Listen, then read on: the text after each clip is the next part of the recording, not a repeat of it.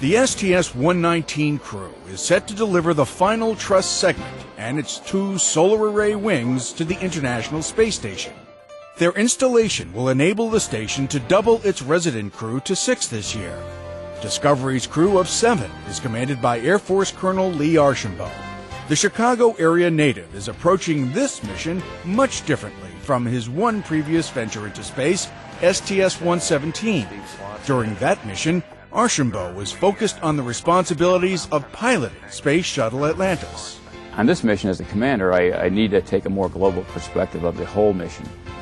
And I need to also allow the other crew members to become the experts on their individual fields. I stand back. I'm not really the expert on any one of the fields, although I have a little knowledge on all the fields.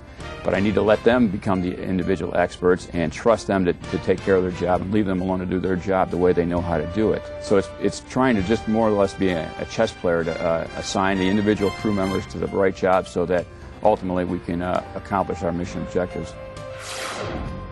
NASA contractor SAIC, Science Applications International Corporation, and Oakwood University, a historically black college and university in Huntsville, Alabama, have signed a mentor-protege agreement.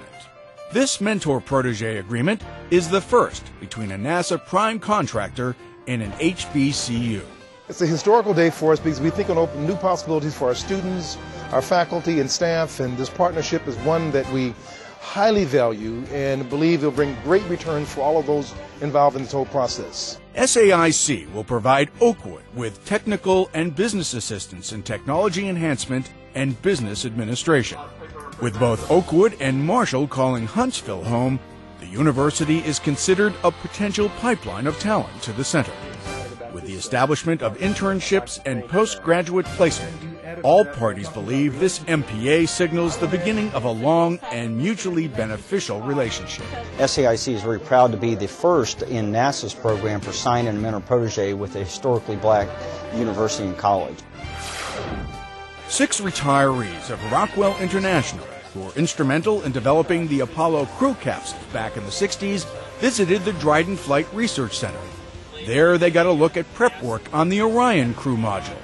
They also were briefed by Dryden's Exploration Systems Mission Directorate Chief Brent Cobley on the instrument integration being done on Orion.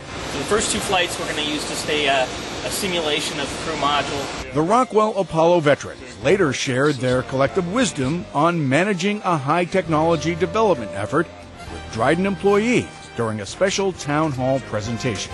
Be willing to talk to each other and share your thoughts and your ideas with each other, okay? Because you may find something that someone else has been banging their head on that will solve the problems. Don't get in the rut of doing it the same way you're doing it. Be resourceful and think about how you can do it differently. Orion's first pad launch abort test will take place at the White Sands Missile Range in New Mexico later this year.